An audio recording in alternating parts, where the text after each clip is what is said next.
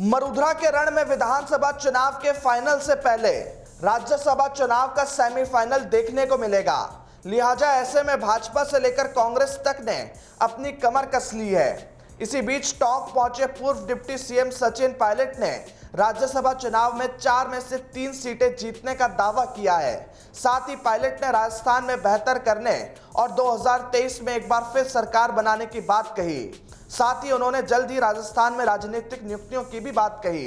ERCP के मुद्दे पर बोलते हुए पायलट ने कहा कि पूर्वी राजस्थान के 13 जिलों में पानी की समस्या का निराकरण के लिए केंद्र सरकार को इसे राष्ट्रीय परियोजना घोषित करनी चाहिए। संख्या बल के आधार पर मुझे कहने में कोई संकोच नहीं है कि कांग्रेस पार्टी 3 सीटों पर राजस्थान में विजयी होगी और अच्छे बहुमत के साथ हमारे सभी उम्मीदवार जीत कर आएंगे। उम्मीदवार को तय करना ये पार्टी का जो नेतृत्व है वो तय करेगा, लेकिन जिसको भी पार्टी उम्मीदवार बनाएगी उन सब लोगों को जिताकर भेजेंगे और तीनों सीट कांग्रेस पार्टी जीतेगी राजस्थान से। मैं समझता हूँ कि थोड़े दिन पहले उदयपुर में कांग्रेस पार्टी का जो नव संकल्प चिंतन शिविर हुआ था, उसका जो परिणाम निकला है उसमें कांग्रेस को देश भर में, जैसा राहुल जी ने कहा, यात्राएं निकालनी हैं, लोगों से संपर्क जोड़ना है और भारत जोड़ो यात्रा का अभियान हम 2 अक्टूबर से करेंगे।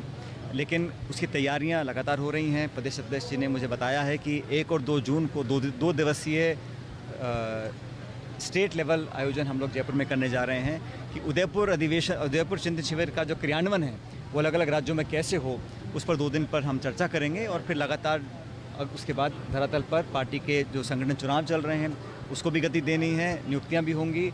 और मुझे खुशी है कि नौजवानों को कांग्रेस पार्टी का जो डिक्लेरेशन था उसमें कहा गया है कि जो 50 साल से कम उम्र के लोग हैं उनको राजनीति में और महत्व और जगह देने की बात की जा रही है हर स्तर पर।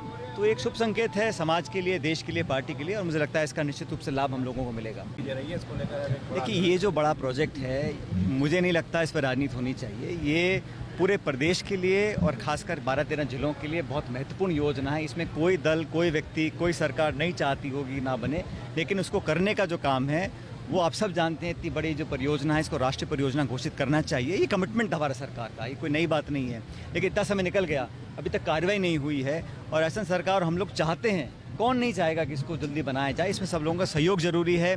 केंद्र सरकार ने देश में बहुत सारी योजनाओं को राष्ट्रीय परियोजना घोषित किया है और इस परियोजना के लिए कहा था उसको घोषित करें, हम फिलहाल नहीं कर पाए हैं। मैं आग्रह करता हूं कि सरकार को करना चाहिए और जितना होगा उससे ज़्यादा पूरा प्रदेश की सरकार और हम सब लोग मिलकर सहयोग करेंगे।